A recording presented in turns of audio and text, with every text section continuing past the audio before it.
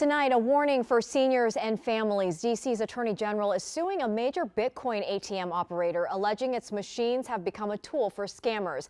The OAG says 93% of deposits at these crypto ATMs were tied to fraud, with a median loss of $8,000 and victims' median age 71. We're joined right now by Jason Jones, Assistant Attorney General with the AG's office, to explain, Jason, what these scams look like and also, more importantly, how to protect our loved ones. Give us the big picture here as you join us here. What's the most common scenario that you're seeing with seniors and Bitcoin ATMs? How does this scam typically start?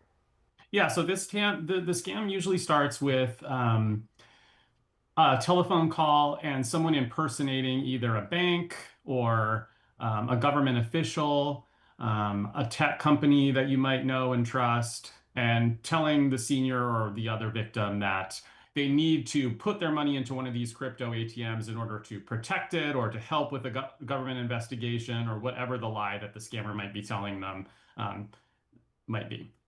So are there specific phrases or instructions that the scammers are using? For instance, we've heard from experts, that tell us about these scams that there's a lot of urgency in these scam calls. What are some tips that you can give us? Yeah, that's right. Trying to build a sense of urgency is a critical thing that all of these scammers do. They tell you that you need to act right now, that your money's under threat, that your freedom is under threat, and that you have to act right now, and that you should not tell you shouldn't tell your friends or family. You should keep it a secret. You should just do what the scammer tells you.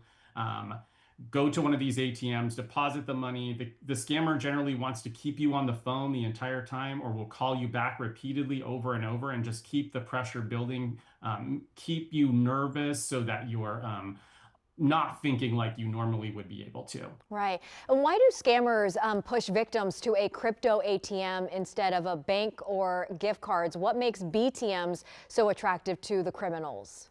The excellent thing about the BTMs and crypto generally for scammers is that once the money goes into the crypto wallet, it's basically deposited directly with the scammer. There's no intermediary. So if you go to one of these crypto ATMs and you put money into the scammer's wallet, immediately the scammer has all of that money.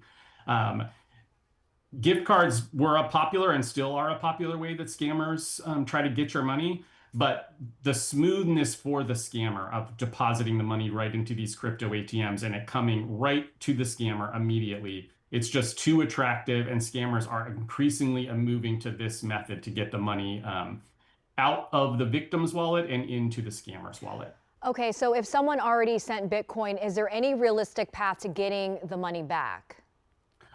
The Bitcoin, once you transfer money to another Bitcoin wallet, there's no way for the money to be returned. That's something that the scammers really like. If it goes from one bank account to another bank account, the bank might be able to intervene and reverse that transaction. But with crypto, it doesn't work that way. So the second the money is transferred into that scammer's wallet, there's no way really for law enforcement to get that money back.